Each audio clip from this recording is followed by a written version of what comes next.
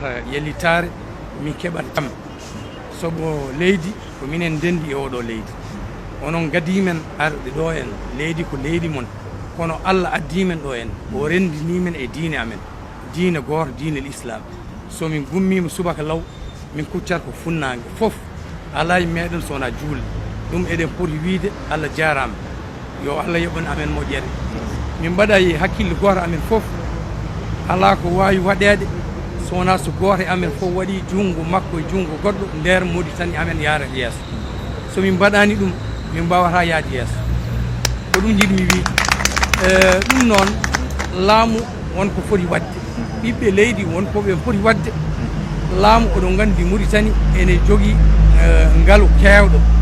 so rokki goto amen fof haqqe mum min ɓeltoto e leydi amen min keɗɗoto ɗo e leydi amen min jahata to leydi tubakoɓe eɗen jiilo liggey ɓiɓɓe leydi noon so goto mabɓe woni mawɗo suudu une direction générale quelque part omo foti hollude ɓiɓɓe leydi fof haal pulareɓe soninke jolof e safalɓe omo yiɗiɓe so waɗi ɗum ɓe jiiɗatmo kanko kadi ko ɗum jinmi wiide ko ɗum bonni leydi sobo so goto amen fof heɓani haqqe mum min mbawa yidde leydi amen goto amen fof wiya nokku mum ene waɗi kadi mi meeɗi wiide ko sobo janguinde haal pular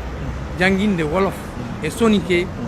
somin pamidirani min mbawata waddude neɗɗo sa anda ɗemgal makko aɗa yiiɗi yimo aɗa yiiɗi joɗade makko kono on pamdirta ala ko mbawɗa wiidema ala ko wawi wiidema ɓaɗo mbawa haldude ko ɗum woni probléme muskil ko ɗo woni yo laamu ɓama responsabilité makko o janguina ɓiɓɓe amen guila seppe ñebbel goto fof ɗemgal goto nden Mauritanie amen yaade yeeso ko ɗum jinnomi wiide